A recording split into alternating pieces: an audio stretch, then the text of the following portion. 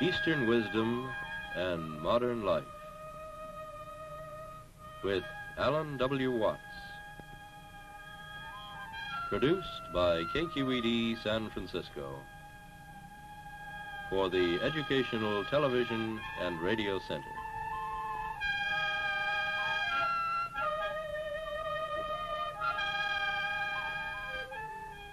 Alan Watts is a scholar, lecturer, and the author of many widely read books on comparative philosophy and religion.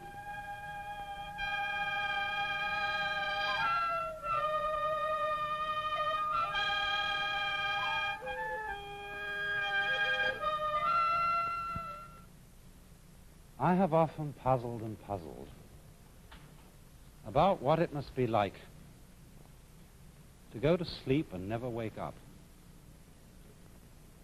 to be simply not there forever and ever. After all, one has some intimation of this by the interval that separates going to sleep from waking, when we don't have any dreams but go to sleep, and then suddenly we're there again, and in the interim there was nothing. And if there was never any end to that interval, if the waking up didn't happen, that's such a curious thought.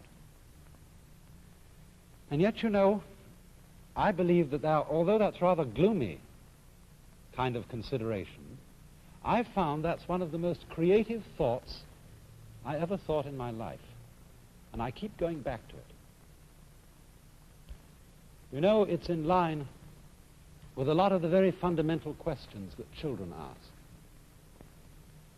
When they say, "Mummy, who would I have been if you had married someone else?" These are the kind of questions that make us puzzle profoundly about our existence. And one of the reasons why I think thinking about not being, about total non-existence, is so creative, is that in comparison with that thought, the fact that we are seems kind of queer, incredibly odd.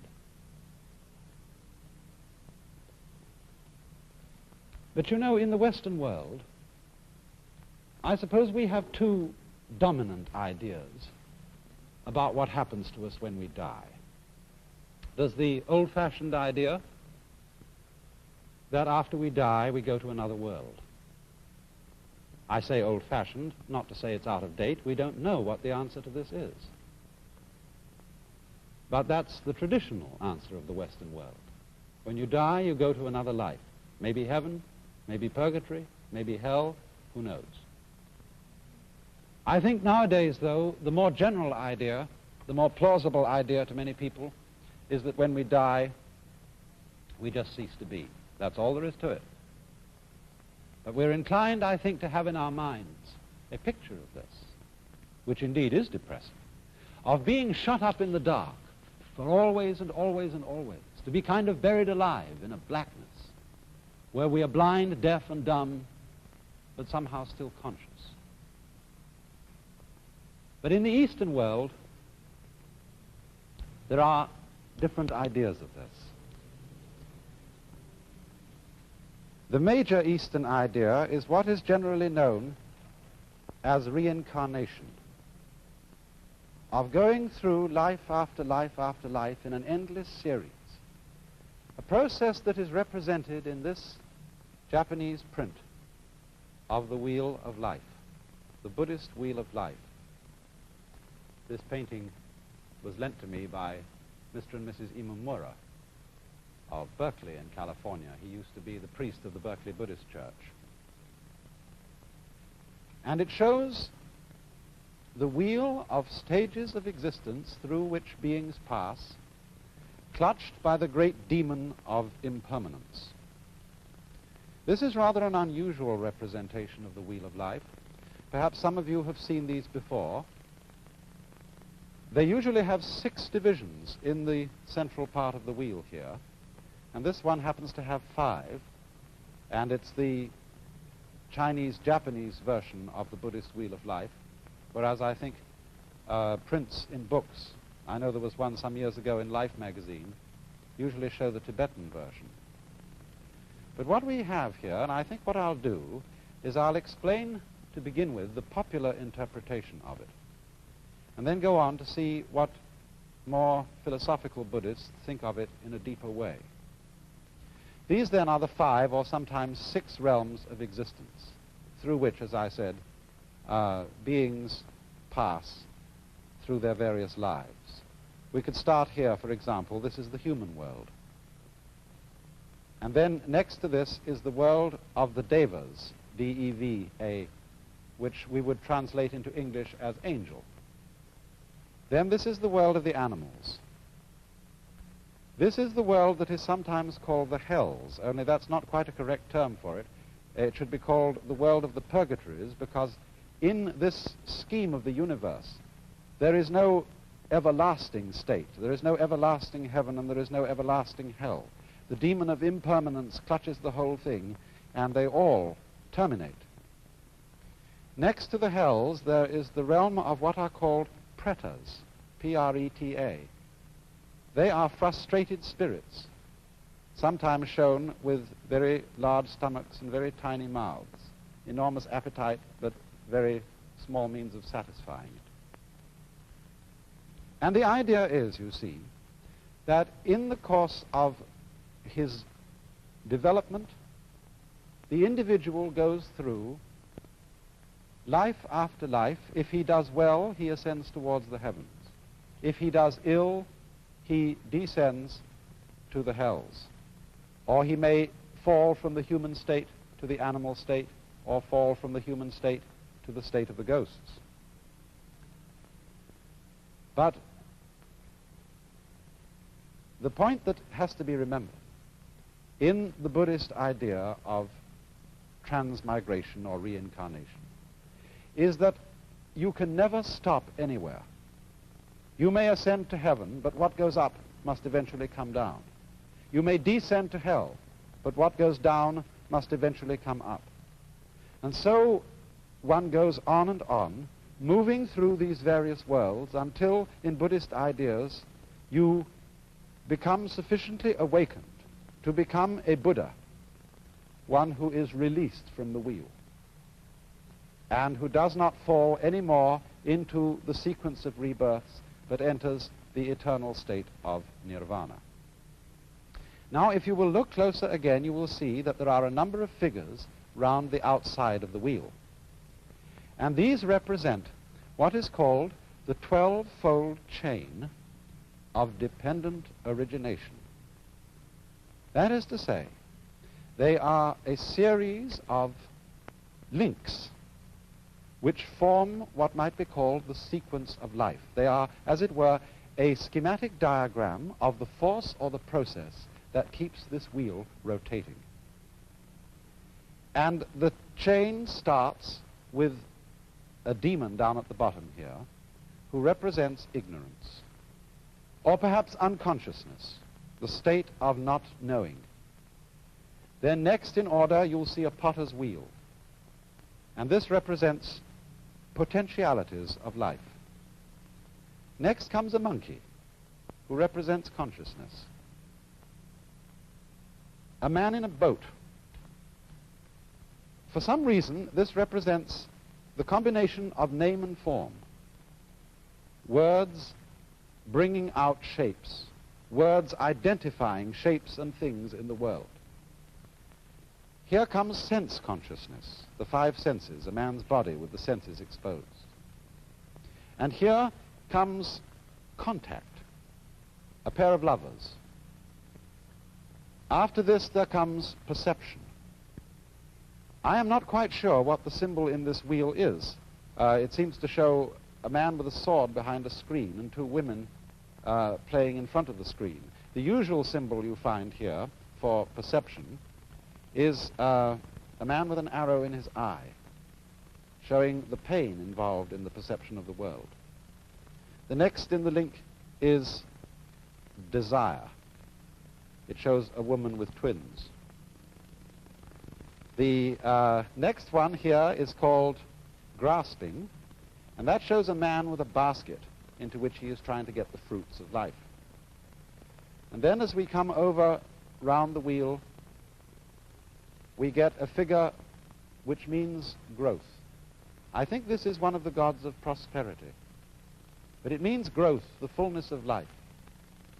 Here is birth, a woman in parturition. Here is old age. And then, although the final stage of the links of dependent origination, as they are usually drawn, shows this one as the last and calls it old age and death, in this particular wheel they've been spread out so that you get old age, grief. No, excuse me, this is sickness. Old age, sickness, death, grief, compassion, suffering, and again back into ignorance. Here's another figure of ignorance, the camel being led by a blind man. Now, what I want you to notice particularly about this is that the chain represents what is called in Sanskrit the process of karma. I'm going to write that word because it's very fundamental to an understanding of this whole problem. Karma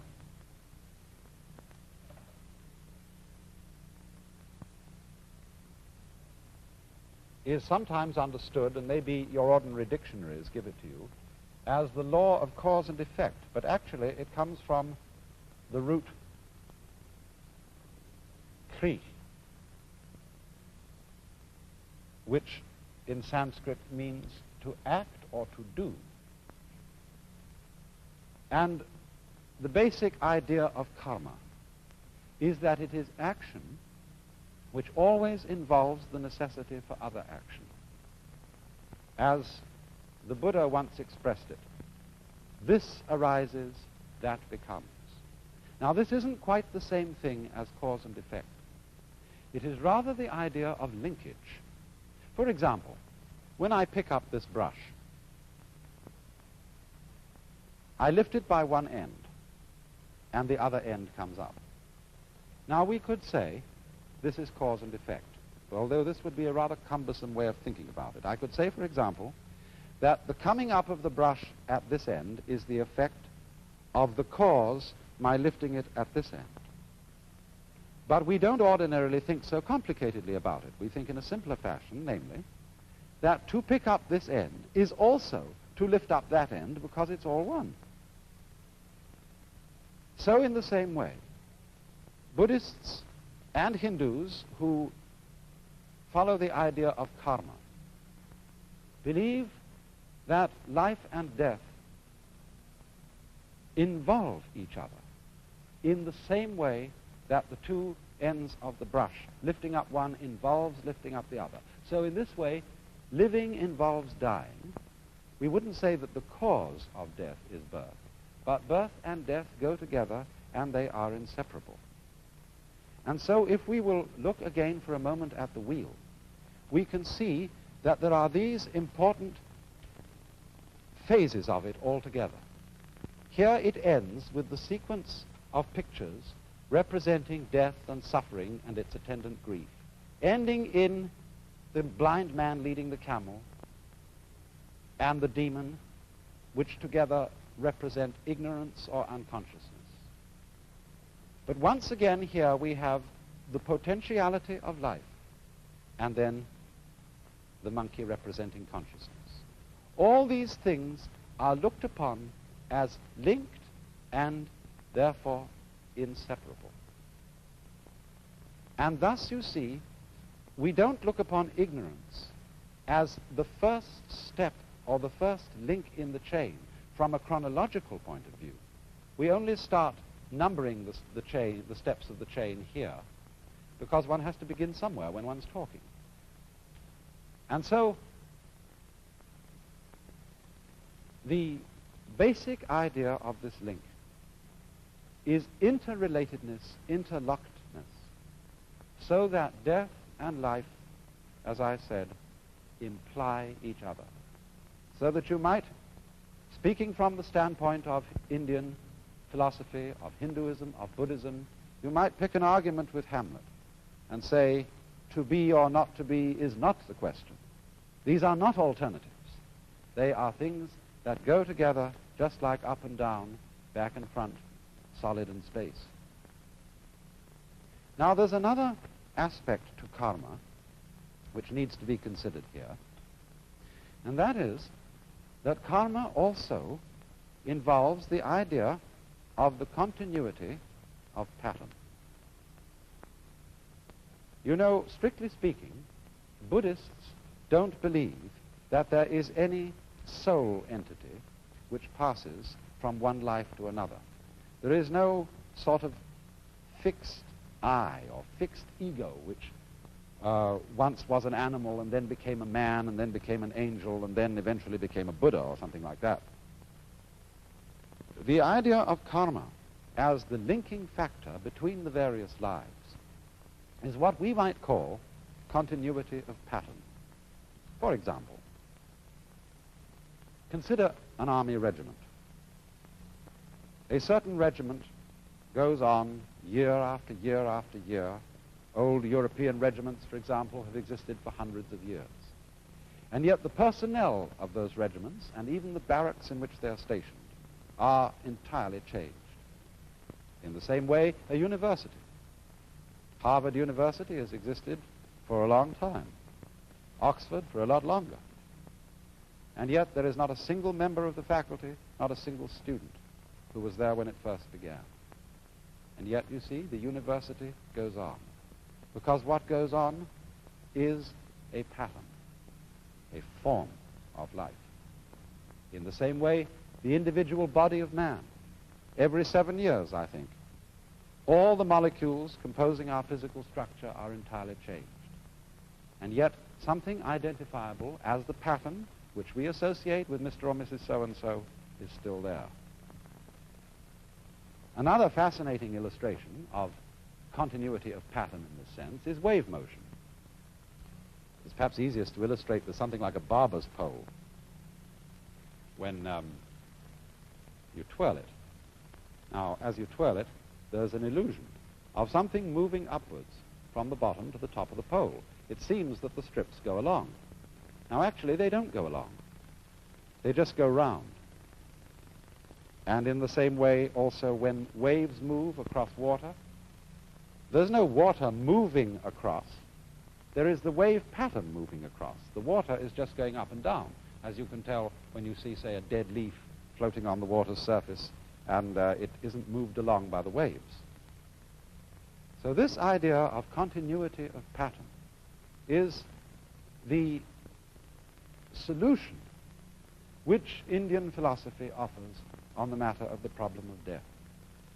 The individual, as it were, entity is constantly changing. He does not go on, but the pattern, or the karma, the pattern of action, goes on. And it's all embraced by that figure you saw of the great demon of impermanence.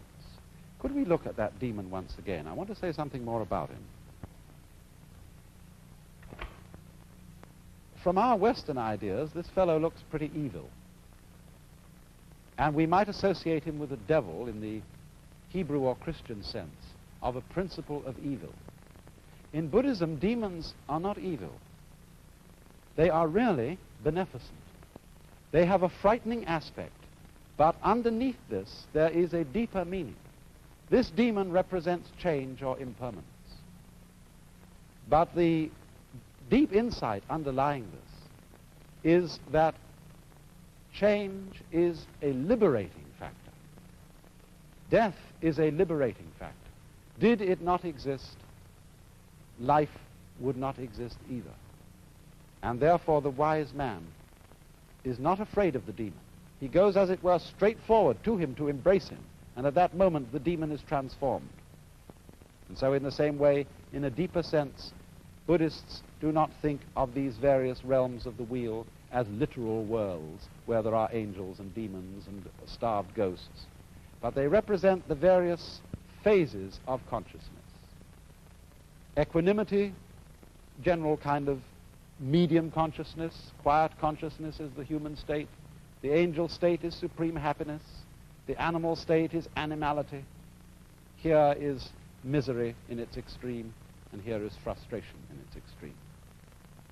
But the fundamental idea of the whole wheel that we have to remember, the idea of karma, is the interlocking, the interdependence of being and not being, of death and life, and the fact that the demon of change is really a disguise of the very source of life, the death without which life is impossible, the change without which life is totally boring.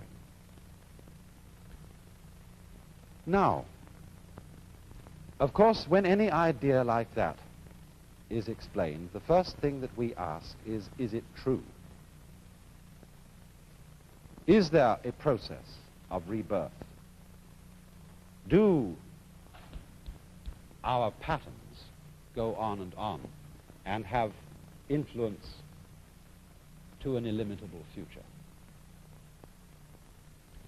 But you know, as this idea is held by deeply thoughtful Hindus and Buddhists, it isn't a belief in something which we can't prove. It's really quite a self-evident notion. Think of it in this way. Supposing I make two statements. Statement one: after I die, I shall be reborn again as a baby, but I shall forget my former life. Statement two: after I die, a baby will be born. Now, I believe that those two statements are saying exactly the same thing. And we know that the second one is true. Babies are always being born. Conscious beings of all kinds are constantly coming into existence after others die. But why would I think that the two statements are really the same statement? Because after all, if you die and your memory comes to an end, and you forget who you were, being reborn again is exactly the equivalent of somebody else being born, because we have no consciousness of our continuity unless we have memory. If the memory goes, then we might just as well be somebody else. But it seems to me that the fascinating thing about this is that although a particular set of memories vanishes, death is not the end of consciousness. In other words, we are deluded by a kind of fantasy if we think of death as endless darkness. Endless nothingness is not only inconceivable, but it's logically absolutely meaningless, because we aren't able to have any idea, much less sensation of nothing, unless it can be compared with a sensation of something. These two things go together. And therefore, I think what is meant is that the vacuum created by the disappearance of a being, by the disappearance of his memory system, is simply filled by another being who is I, just as you feel you are I. The funny thing, though, about being I, about feeling that one is sort of a center of the universe, is that you can only experience this I sensation in the singular. You can't experience being two or three I's all at the same time. Now then, it seems to me that this idea has three very important consequences. One is that the disappearance of our memory in death is not really something to be regretted. Of course, everybody wishes to hold forever to the memories and to the people and the situations that he particularly loves. But surely, if we think this through, is that what we actually want? Do we really want to have those we love, however greatly we love them, for always and always and always and always? Isn't it inconceivable that even in a very distant future, we wouldn't get tired of it. And this indeed is the secret of the thing. This is why the demon of impermanence is beneficent. Because it is forgetting about things that renews their wonder. Just think, when you opened your eyes on the world for the first time as a child, how brilliant colors were. What a jewel the sun was. What marvels the stars. How incredibly alive the trees were. That's all because they were new to your eyes. Or in the same way, you know how it is, you've been reading a mystery story. And you're looking around the house, you want something to read, and you pick up an old mystery story. If you read it years and years ago and you've forgotten all about the plot, it still excites you. But if you remember the plot, it doesn't excite you. And so, by the dispensation of forgetting, the world is constantly renewed. And we are able to see it again and again, and to love again and again, to have people to whom we are deeply attached and deeply fond, always with renewed intensity, and without the contrast of having seen them before, for always and always and always. Another consequence of this is a very curious realization to me. Remember that question, who would I be if my mother had married someone else? Who, if I were you, we often say, one might so easily have been you. I might so easily have been born in China and India. Why do I feel that the world is centered in this place as distinct from some other place? You jolly well know the world is centered where you are. And this gives one a very strange feeling of the idea that other people jolly well exist in the same sense you do. Everybody's name is I. That's what you call yourself. So there will always be I's in the world. Every I is in a way the same I. We all might be anyone else. And there is no escape. It goes on and on and on and on. So long as there is consciousness anywhere, there is I. You then, in a way, look out through all eyes. And that, perhaps, is the secret of the great virtue of compassion.